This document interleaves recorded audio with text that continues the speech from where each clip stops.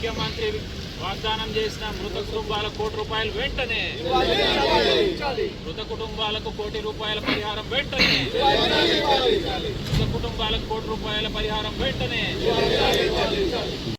పోరాటం సిగాచి ముద్రకు న్యాయం జరిగే వరకు, పోరాటం సిగాచి కార్మికుల ముద్రకు న్యాయం జరిగే వరకు.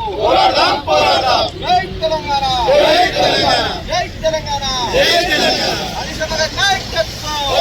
మైలారం ఇండస్ట్రియల్ ఏరియాలో మరి మీ అందరికీ తెలుసు జూన్ 30, 2025 మరి ఒక దారుణమైన అత్యంత బాధ కలిగించే సంఘటన సిగాచి అనే కంపెనీలో బ్లాస్ట్ జరగడం జరిగింది, రియాక్టర్ బ్లాస్ట్ జరగడం జరిగింది. మరి ఆ రోజు 54 మంది చనిపోవడం, అందులో 8 మంది అసలు బూడిద కావడం జరిగింది. మరి దాంట్లో భాగంగా ఆ రోజు హరీష్ రావు గారు మొదట బీఆర్ఎస్ పార్టీ తరఫు నుంచి వచ్చి మీరు ఏదో ఒక కంట్రోల్ రూమో లేకపోతే ఏదో ఒక హెల్ప్ డెస్కో పెట్టండి అని చెప్పేదాకా కూడా ఆ రోజే అధికారుల నిర్లక్ష్యం బయటపడ్డది. ఆయన గట్టిగా కలెక్టర్ గారిని అడిగితేనే ఒక హెల్ప్ డెస్క్ పెట్టడం జరిగింది. దాని తర్వాత కూడా మరి 54 మంది చనిపోయిన తర్వాత కూడా మీ అందరికీ తెలుసు ముఖ్యమంత్రి గారు, అదే రకంగా కార్మిక శాఖ మంత్రులు, అదే రకంగా వివిధ రాష్ట్రంలో వివిధ శాఖల్లో ఉన్న మంత్రివర్యులందరూ కూడా వచ్చి ఇవాళ మరి మృతదేహాల సాక్షిగా అదే సిగాచి కంపెనీలో నిలబడి మేము కంపెనీ వారి తరఫు నుంచి కానీ మేము కానీ ఎవరైనా సరే ₹1 కోటి ఈ మృతులందరికీ కూడా ఇవ్వడం జరుగుతుంది అని చెప్పి ముఖ్యమంత్రి గారు అడగడం జరిగింది.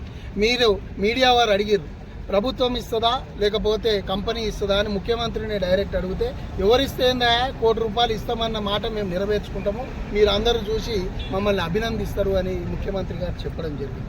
మరి అదే ముఖ్యమంత్రి గారు ఇవాళ ఇంకొక 2 రోజులైతే 30 జూన్ 2026 మరి 1 సంవత్సరం దాటుతుంది ఈ యొక్క బ్లాస్ట్ జరిగింది.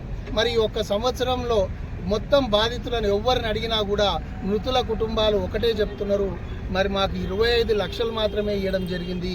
అది కూడా హరీష్ రావు గారి నాయకత్వంలో కలెక్టర్ దగ్గరికి పోయిన తర్వాత, హరీష్ రావు గారి నాయకత్వంలో కోర్టులో వేసిన తర్వాత, హరీష్ రావు గారి నాయకత్వంలో 10 సార్లు మీడియాలో మాట్లాడిన తర్వాత మరి ఆ 25 లక్షలు వచ్చినాయి. మరి మిగతా ఎట్లొస్తాయో ఎప్పుడొస్తాయో కూడా మాకు అర్థం కాలేదు, అయితలేదు అన్న సందర్భంలో మరి ఇప్పుడు ఈ 30 జూన్ 2026 1 సంవత్సరం అవుతున్నందుకు మరి ఈ సంవత్సర కాలం అయినా కూడా ప్రభుత్వం మరి వారి ఇష్టమన్న నష్టపరిహారం ఇవ్వలేదు. కాబట్టి మరి సంస్మరణ సభ జరుపుదాము అని చెప్పి హరీష్ రావు గారి ఆదేశాల మేరకు మరి 30 జూన్న ఇక్కడే మరి పాషమైలారం చౌరస్తాలో బీపీఎల్ చౌరస్తాలో పెద్ద ఎత్తున బీఆర్ఎస్ పార్టీ తరఫున మరి సంస్మరణ సభ జరపడం జరుగుతుంది.